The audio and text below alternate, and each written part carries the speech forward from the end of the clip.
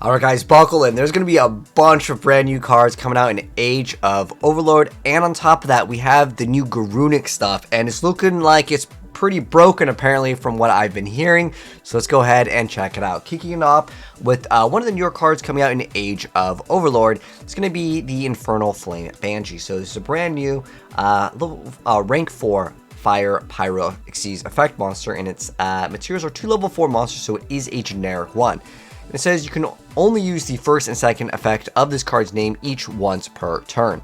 And then it says you can detach 1 material from this card to take 1 pyro monster from your deck and either add it to your hand or send it to the graveyard. Okay, that's got some potential already. And then the second part of the effect is if this card becomes banished and you control a pyro monster, you can spell summon this card, and if you do, it gains 100 attack for each of your monsters currently banished until the end of this turn. I'm not sure if someone's going to pull off some like OTK or use one shot him, but like I just think that first effect, being able to just, you know, dump the card or add it is still a pretty solid card overall for a lot of different archetypes. More than likely, it's going to be working with some of the newer stuff. This one doesn't have pictures. We're going to go over actually this one towards the end, because I actually want to see the Garunix stuff first, because I actually had this starter structure deck, whatever it was before, a while back, and it was actually a pretty solid thing. I mean, some of the card effects were insane. Apparently, these are broken. I haven't seen these, so let's see if, you know, it's just hype. So, first off, Fire King Deity Garunix Eternity. Oh, okay, man. Eternity means to come back forever. All right. Fire Pyro Xyz effect, rank 8, 3,000, 2,000 defense. So it's 2 level 8s, and it says you can only use the first, second, and third effects of this card's name each once per turn. So the first card is if it seeks summon, you can destroy all other monsters in the field. So it comes out, popping everything. Okay. The second part is you detach a material from this card, then you get to target a spell or trap and destroy it. If you do, it gains 500 attack. Okay, it's like usable, but at the end of the day, relatively mediocre. Third effect is if this card with materials is destroyed, you can special summon 1 Fire King monster from your graveyard up to the number of materials this card had. Okay, this could be interesting, maybe with some sort of Xyz Reborn, bring back this card. I think you get to attach maybe like that card as materials. It's just materials. It doesn't have to be monster material. So again, you might be able to do some like other weird things. But any Fire King monsters could be pretty good, considering can you bring? Oh well, he is a Fire King deity, so I'm assuming he can. It doesn't say not excluding itself, so maybe you can keep on bringing back other ones, and if you just have 2 of these, one brings back the other, maybe is like the I mean, you'd still have to have material, because at the end of the day, it's going to lose off all the materials. You know, for being Eternity, maybe this is not the broken card, maybe it's this one. I don't know. I would say, is that card broken? It doesn't seem that insane to me, at least on face value, but again, Xyz Reborn, maybe it's the other cards. All right, so Sacred Fire King Garunix. This is, I don't know how many boss monsters this archetype's going to have, but it's a level 8 Fire Winged Beast effect monster, 2,700 attack, 1,700 defense points. It says you can only use the first and second effect of this card's name each once per turn. So the first part is, if your monsters whose original attribute is fire is destroyed by a battle or a card effect, you can spell summon this card from your graveyard if it was there when the monster was destroyed, or hand, even if not. Second part is, if this card is normal or special summon, you can destroy 1 Fire Beast, Beast Warrior, Winged Beast monster in your hand or deck, or face up in the field, except for Sacred Fire King Garunix. If you do, this card gains attack equal to the attack of the monster. The attack of the monster destroyed had until the end of the turn. So it's going to have like extra stats. The fact that it has a really easy summon condition from the graveyard, and then on top of that, you get to just pop anything in your deck, and that means, okay, this card is way more busted than the other card, but I think this card is probably the card that people are talking about. This is actually pretty good. All right, so but they have another level 8 fire. So this is Fire King High Avatar Kirin. So this is a level 8 Fire Beast effect monster, and it's 2,400 attack and 200 defense points. So wait, is the other, no, okay, because I saw the 200 defense and I was thinking rekindling targets, right? Anyways, it says you can only use the first and second effects of this card's name each once per turn. The first part is during the main phase. If this card's in your hand, as a quick effect, you can destroy another fire monster in your hand or face up on the field, and then special summon this card. It's a pretty solid effect. And then the second part is, if this card is destroyed and sent to the graveyard, you can special summon 1 Fire King monster from your hand or graveyard, except for Fire King High Avatar Kirin, and then you can destroy a card on the field. Okay, pretty solid. I'd say that it's like a solid card. The other card is way better than this card. All right, let's see what the other support is. So this is Sanctuary of the Fire King. So this is a continuous spell. It says you can only activate 1 card with this card's name per turn. First part says when this resolves, you get to place a Fire King island from your deck face up in your field zone. And the second part is once per turn, if a card in your field zone would be destroyed by a card effect, you can destroy a fire monster in your hand or face up on the field instead. That has some potential for sure as well. Third effect is, once per turn, if your opponent special summons a monster, you can immediately, after this effect resolves, exceed summon one Fire King monster using only Fire King monsters you control as material. Okay, so you can just go for something and then you could pop on, you know, your opponent's turn. Okay. So I see how like the boss monster is a little bit more viable with this card. I didn't know that card existed, and you can surprise Regeki. But you're more likely your opponent would see this card anyways. But like the fact that you'd also have the field spell, which I gotta refresh on what Fire King Island does, because I'm pretty sure it's like important for the deck, but it's been so long since I actually remember this card. What does it do? So if this card is face up on the field zone, is graveyard is sent to the graveyard or banished, you destroy all monsters you control. Okay, so that way you don't have that downside potentially as much, because you could kind of maybe protect it. And then during your main phase, you destroy a monster in your hand you control, and then add a Fire King monster from your deck to your hand. And then if you control no monster, you just spell summon a Fire Wing Beast. Okay, so that just lets you just spell summon, and then you can just go for another, and you have 2 easy. Okay, so that like actually has pretty good synergy from the deck. Now, as far as reprints, we have the Fire King Avatar Garunix, Barong, Yaksha, Kirin, Colossus, Sacred Ineps, and then Onslaught, Fire King Circle, and then Dark Hole. Planville Counter, these are all just reprints, and nothing really here is an insane reprint. Now, I'm not sure if this is all, is this like reveal? I don't know if this is all of them. We'll probably go over a video that goes over everything, but I still think the Fire Kings are relatively outdated. Even with this like card, are they going to be an S tier deck? Probably not. That's at least what I thought. Do I think this card's pretty good? Yeah, I would say this card is really good, but I think that it's a little bit overhyped by saying it's broken. Like, I wouldn't put broken in this card, or at least in this archetype from what I see right now. Maybe there's, I mean, I just expected, because it had eternity in its name, that it would like keep on going. All right, so this is pretty interesting. They are making 2-player starter decks for the TCG, which I think is kind of cool. Maybe you can grab a buddy, or maybe they can have cool tournaments with like these 2-player starter decks. I think that that's cool. You know, it allows for younger players to kind of hop into the game. AA Zeus, that's pretty good. Magical Sunder, Eldritch the Golden Lord, Vista Star Wars. Today we got Quillball Hedgehog, Dark Magician Girls. What is this mix-up?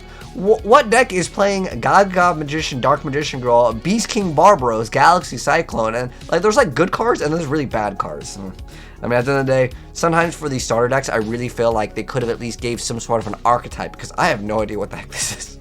Like, what kind of deck is this? Eldritch Dark Magician Girl, confirmed new meta with Quillball Hedgehog. All right. So next up, this is from DEBVS. So these are some of the other cards in here. So let's go ahead and go over them. So we have Memento Teku Alika, the Nether Skull Dragon. So a 5,000. Okay, this is a super boss monster. 5,000, 5,000. All right, let's check out what this bad boy does. So it's going to be a level 11 Earthworm special summon effect monster. 5,000 attack, 5,000 defense. Cannot be normal summon or set. Must be special summoned from your hand or graveyard by shuffling 5 other Memento monsters with different names from your hand and or deck to the graveyard or extra deck. Okay, so maybe that could be good for Pen. And then if you control no other monsters, this card can attack all opponent's monsters once each. Second part is, once per turn, if your opponent activates a card or effect, you just special summon a Memento monster from your hand or graveyard. You know what would be pretty cool? I mean, if you just slap Megamorph on this bad boy, dude, it's 10,000. You could probably just OTK someone. I mean, 5,000 is usually pretty crazy in Yu-Gi-Oh! All right, so this is, I guess, the introduction to Mementos. This is a brand new archetype. So Memento Horn Dragon, level 8 Dark Dragon effect monster, 2850. Oh man, the math on this guy. And then 2350 for the defense. It says you can only special summon with the first effect of this card's name once per turn, and you can only use the second effect of this card's name once per turn. So the first part is, if you have 3 or more Memento monsters with different names in your graveyard, you can just special summon this card from your hand.